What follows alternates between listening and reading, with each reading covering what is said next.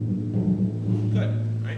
So it's getting there, it's getting smoother, right? So with these, let's try to think of it as you're playing a specific role, right? With these rolls, right? So let's say we have, let's try a good, yeah, these will be fine. So 1, 2, 3, 4. 1, 2, 3, 4, right?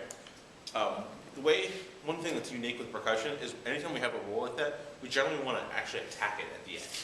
At the end? Yeah, okay. So you want to have a clear 1, 2, 3, 4. Okay. You want to make sure that's very clear that you're ending the roll and playing it as a stroke. All right, so let's try it very, very slow, rather relaxed. Can I, for the time being, forget about the playing and dampening? Oh yeah. Okay. Yeah, don't worry about that. Yeah.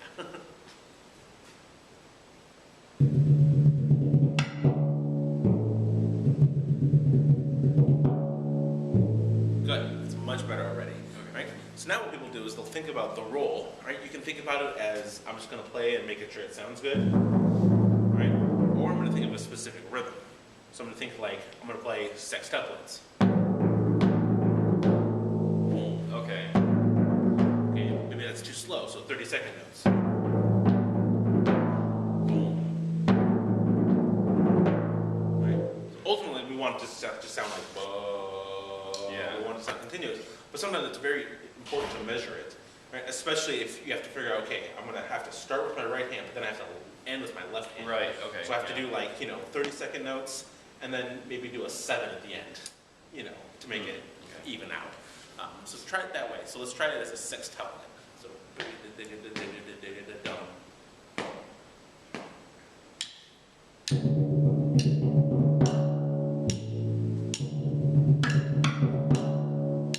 good. Yeah. Now try it as a 30-second.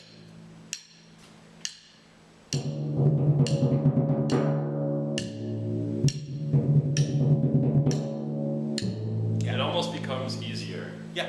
And smoother.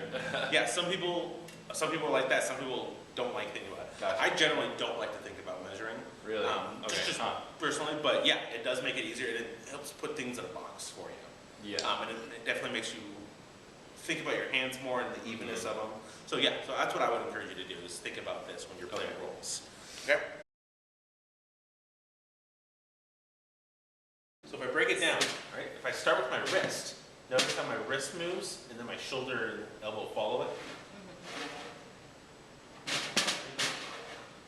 Notice how this kind of goes and then this follows. It's not what we want. We want to start here. Oh, So watch my wrist. All right, it takes my wrist like a half a second longer okay. to move. Right? Think about like you're cracking a whip, right? So see the difference between that and Yeah, you can see the difference. yeah, right? It's gonna be much It's more. gonna feel different too. Yes, it's gonna feel a lot different. You're gonna be able to play a lot smoother, right? I can do this. I can do that all day. I won't get tired. I won't get sore or anything. If I do it like this, I'm literally already starting to feel my muscles tighten up, right? So that's what I want you to practice this week with that, all right? So think about that motor stroke and how to make it loose and relaxed. Okay? Yep. Good. Good job. So this is what we call a cross grip, right? There's two main types of grips. There's cross grips and independent grips, okay? So this is one of the cross grips. Okay? Then, in about the 70s, right, a guy named Gary Burton, which hopefully you guys saw a little bit of him yesterday, or today. Right, he's a really famous vibraphone player, phenomenal musician, one of the best musicians you're ever going to see. He started to use this grip, and he's just like, this is really clunky, it's really uncomfortable, I don't really like how it works. He's like, so, all I did, instead of making it so the inner mallet is on top, he just switched. Ooh, fancy. Yeah. Right, so he just switched it. Right? So now the outer mallet is on top. Right? So try that. Wait, how are you holding it? How do you make it smaller? It was exactly the same thing. Right? Just that. Okay? So your outer mallet is going to be, again, in between first and second finger. Okay? And then your inner mallet is going to come in next to your thumb. Okay?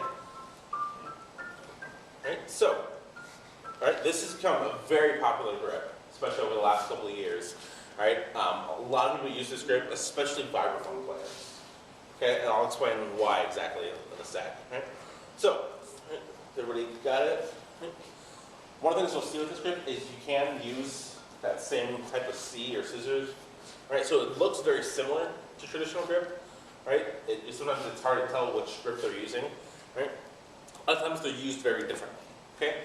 So, right? As Colin was asking, how do I make it bigger or smaller? Okay?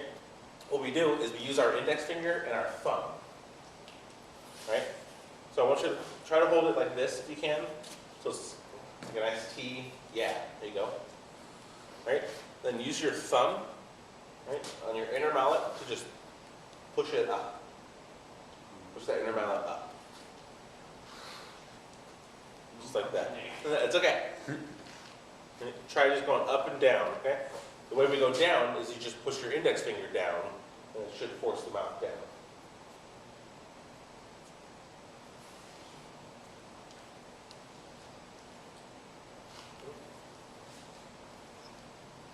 Good. Right? This is going to feel pretty uncomfortable. That's okay. It's pretty normal. Right? When you're learning 4 mallet grips. Right? It is difficult. Right? This is not easy stuff. Okay? So take a second, put your mallets down. Right? So, right? Constantly when I'm playing, right, I hold the mallets too tight. Right? I'm so focused on what I'm doing, I'm gripping really tightly. Yeah, right? Exactly. You can get arthritis, tendonitis, all that fun stuff. Okay? So constantly when I'm playing, right, like Ian's doing, just kind of stretching my hands, right, moving my fingers around, right, I'm constantly doing this when I'm practicing. All right, I'll practice the passage for 5 to 10 minutes. I'll put the mallets down and I'm just kind of mentally going through it in my head, just stretching out my hands, making sure that everything's comfortable, right? Because it's so easy, to play like this, and then all of a sudden, 45 minutes to an hour goes by, and you take your mallets out and you're like, I can't really move my hand. Right? It's not a good thing, right?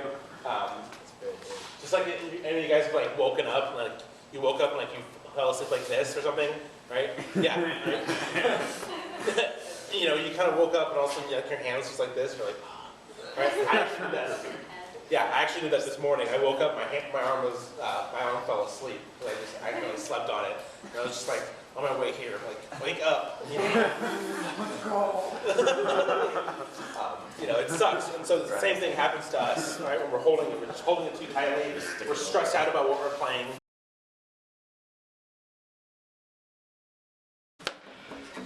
Right here, flutes, piccolos, and trumpets at 25. Trumpets right at 25. 1, 2, 3.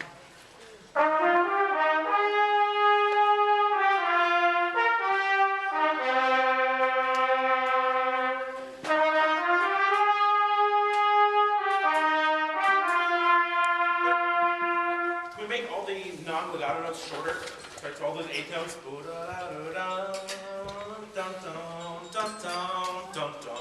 That's shorter, okay? With those, right? Especially the 2 staccato notes you have, where you have the da da da da da. Same thing right there. Okay, one more time. 1, 2, 3.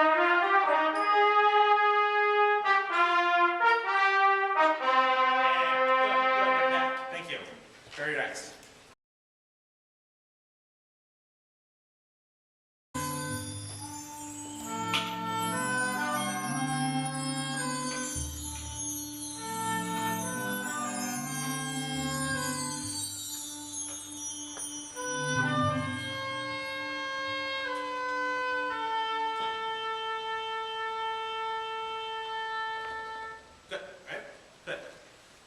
Couple quick things, right?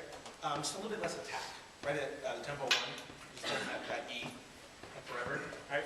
Every time you play on a new measure, just a little less attack, right? Make sense? Okay, good. All right, Patrick, just more decrescendo at the end, right? Just kind of fade out. You're the only thing that's happening, right? So you can get as soft as humanly possible. Okay?